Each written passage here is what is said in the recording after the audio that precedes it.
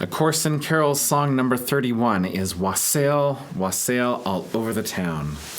I was completely ignorant of this carol until I got into high school, and my choir director, Ted Reed, chose this wonderful arrangement of this song by Rafe Vaughan Williams. It is just amazing. It is a fantastic arrangement of a song, and I loved singing that so much, and I went out and found it and transcribed it for solo voice. And this is a traditional carol, and the whole tradition of wassailing itself is pretty humongous, and there's all kinds of wassail songs. So we're going to start in the key of F, but then we're going to travel up to the key of G for a repeat of the first verse. So let's go through these chords really quick, and then I'm going to talk about one little quirk that I'm throwing in here, just that makes things easier for this to sing and to catch your breath for a second in between verses. So first of all, we got our F chord, our B flat chord, our C7 chord. We've covered all how to make those in previous videos. And then we go up to a G, a C, and a D7 chord. Now, of course, you can use the alternate D7 if you would like to. And let me just talk about what's going on in between the verses. So I am actually going to give an extra beat in between the verses. This is just to catch our breath, right? Technically, it doesn't exist. If you think theoretically, it doesn't exist, this extra beat.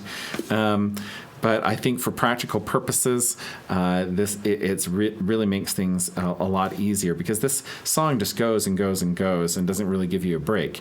And so taking a nice breath in between verses, just by adding an extra beat, makes this a lot easier to sing.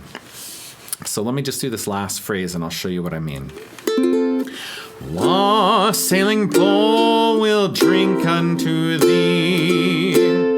Wassail, see, all I did, it sounds very natural. I just added another beat. I added in one of my down, up, up, downs.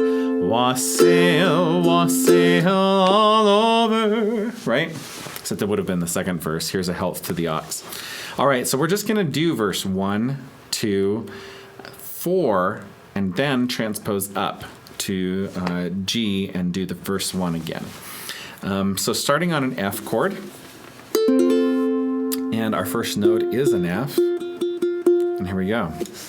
1 and 2. Wassail, wassail all over the town. Our bread it is white and our ale it is brown. Our bowl it is made of the green maple tree. In the wassailing bowl we'll drink unto thee. Here's a health to the ox and to his right eye. Pray God send your master a good Christmas pie. A good Christmas pie as e'er I did see. In the wassailing bowl we'll drink unto thee. Then here's to the maid in the lily white smock, who tripped to the door and slipped back the lock, who tripped to the door and pulled back the pin, for to let these jolly wassailers in. Wassail, wassail over the town. Our bread it is white and our ale it is brown. Our bowl it is made of the green maple tree. In the wassailing bowl we'll drink unto thee. In the wassailing bowl we'll drink unto thee. All right. So you can tell I like that one. So much fun to sing for people. All right. So let's talk about technique here. So I've got my trio of triplets going. We've talked about these before. A lot of the times when I have energetic 6/8 songs like this, I will just fall back to this trio of techniques, right? So we've got just regular down ups, except they're swung, right? So 1 and 2 and 3 and 4 and except there's only 2 beats in 6/8, right? 1 and 2 and 1 and 2 and right? And then we have our standard triplet, which is down, thumb, up, down, thumb, up, down, thumb, up, down, thumb, up. When you're doing this, it's important that the thumb remains above the strings when you do that down. Otherwise, you have to come back up and do the thumb, and that makes what could be one movement into 2 movements, and that's where a lot of people stumble when they're practicing this technique. They're going down, thumb, up, down, thumb, and that makes it so hard. You don't have to make it hard. Make it easy. Just do a flick of the finger, leave your thumb above the strings, down, and then let the thumb follow to travel across, and then do a regular up. Down, thumb, up, down, thumb, up, down, thumb, up, down, thumb, up. And then the third one is the down. This one you do let your thumb go below. Down, up, down. Down, up, down. And I only did that at the ends of verses in this one because honestly, there's no place where it really makes sense to throw it into the middle of this song because there's really no place where you're just holding a note and singing that note, ah, right? Just holding it. No, it just keeps going and going and going. And that technique generally works best when you're holding a note. And so when we add that extra beat at the end, drink unto thee. So then we've made it into something that it's not, right? Because if we were to keep theoretically sound and keep the same number of beats from beginning to end in each measure, right? It would be like this. Drink unto thee, wassail, wassail, right? So, but I like adding that extra beat. Drink unto thee, wassail, wassail all over, right? And so on and so forth.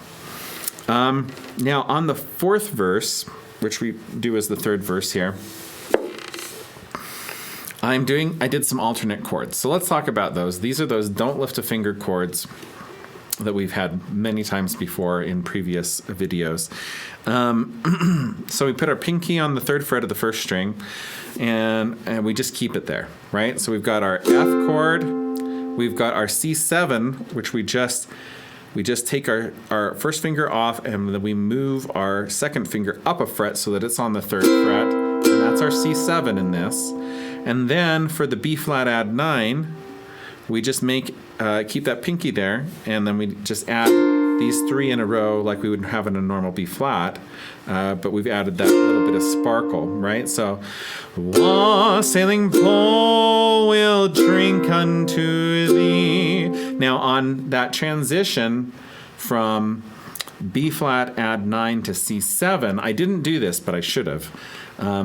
It's actually easier just to take your first 2 fingers off from the B flat add 9, and there's that C7 again. Except this time, instead of doing it with your first, with your 2nd and pinky, your 4th finger, you're doing it with your 3rd and 4th finger, right? So from going from F into C7, it makes sense to just go up 1 with your 2nd finger, but going from the B flat add 9 into the C7, it makes more sense just to lift these 2 fingers, and there you are. So it'd be like this: in the wassailing pole will drink unto thee, right? And so those are some alternate chords that you do not have to use, but the reason I use them is because I wanted to get in this fingerpicking technique about the maid in the Lily White Smock, because I thought, the rest of this is so heavy, and like we're gonna sing and drink and have a good time and Merry Christmas, right? But then this verse about the maid is very delicate, actually, and then here's to the maid in the lily white smock who tripped to the door. She's not, she's not banging her way to the door. She tripped to the door and slipped back the lock. He tripped to the door and pulled back the pin. for to let us, all these jolly wassailers, walk in.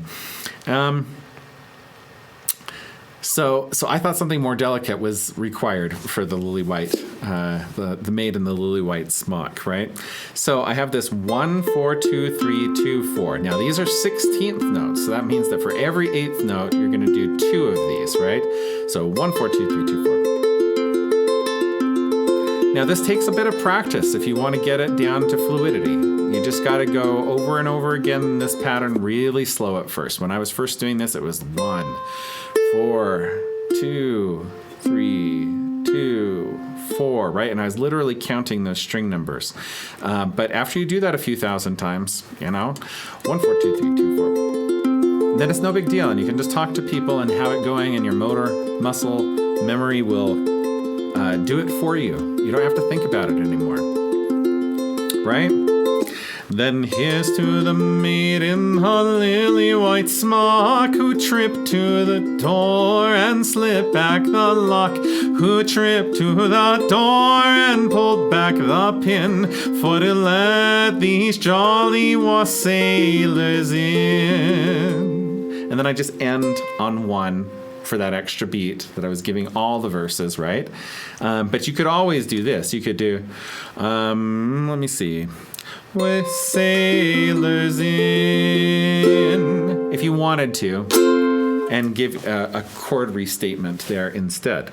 So as far as techniques go, that's about it. We've got that trio of triplets. We've got that 1, 4, 2, 3, 2, 4. There's those possible chord substitutions. And the reason I use the chord substitutions is with that 1, 4, 2, 3, 2, 4. If I do that finger picking pattern with these, with the bass chords, the root position chords, then I get lots of double notes. Let me show you what I mean. Then here's to the maid in the lily white smock, particularly on this F. I'm doing the A twice, right? So I'm going the A twice. So I get the A sounded 3 times every single beat, right? And to me, that's a little annoying sounding. And when I go up to the B flat chord, it's the same thing. I've got the B flat being sounded twice, right? But if I do these alternate chords, I get, and that to me is just so much more heavenly. And then the C7, and then the B flat add 9. Right? Okay. And those just sound so much more full and lovely, I think, on a finger picking pattern like that uses all the strings separately. Now, when you're doing other kinds of finger picking patterns, you could do something a little bit easier if you wanted to. This is a finger picking pattern that I use in some songs. It's 3, 1, 2, 4, 3, 1, 2, 4. Twice, right? So 3 and then 1, 2, 4 all plucked at the same time twice, right? So the 3rd string and then 1, 2, 4. Now I'm just using my thumb for both strings 3 and 4.